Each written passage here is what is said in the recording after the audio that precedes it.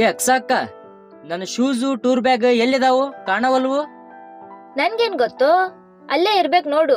Mummy ಕೇಳು, ಎಲ್ಲರೂ ತೆಗೆದಿಟ್ಟಿರ್ತಾಳೆ. ಹೌದು, ಟೂರ್ ಬ್ಯಾಗ್ ಶೂಸು ಈಗ ಯಾಕೆ?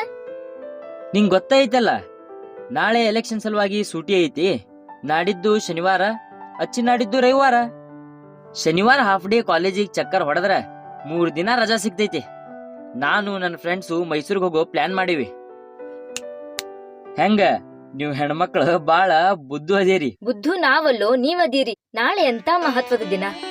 ಮತದಾನ ಹಕ್ಕನ್ನು ನಮಗ್ ನೀಡಿ ನಮಗ್ ಬೇಕಾಗಿರುವ ಒಳ್ಳೆಯ ಪ್ರತಿನಿಧಿಯನ್ನು ಆರಿಸಿಕೊಳ್ಳುವ ಶಕ್ತಿಯನ್ನು ನಮಗ್ ಸಂವಿಧಾನ ನೀಡೈತಿ.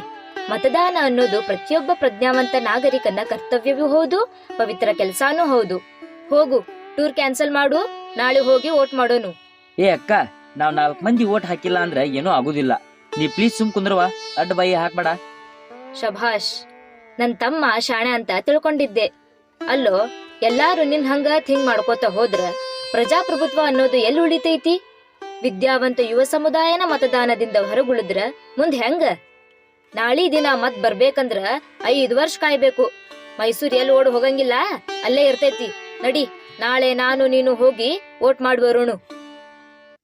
ಹಲೋ ರಮ್ಯಾ, ನಾಳೆ ಟೂರು ಕ್ಯಾನ್ಸಲ್. ನಾ ಹೇಳಿದ್ನಿಲ್ಲ ಹಿಂಗ ಹಾಕೇತಂತ. ಅಕ್ಕ ಹೇಳೋದು ಬರಬ್ಬರಿನ ಐತಿ. ಪ್ರಜ್ಞಾವಂತರು ಅನ್ಸ್ಕೋಬೇಕಂದ್ರ ವೋಟ್ ಹಾಕಬೇಕ್ಲೆ. ಮತ್ತ ವೋಟರ್ ID ಎಲ್ಲೈತಿ ಹುಡುಗಿಟ್ಕೋ. ನಾಳೆ ಅಲ್ಲೇ ವೋಟಿಂಗ್ ಬೂತ್ ಕಡೆ ಭೇಟಿ ಆಗೋಣಂತ.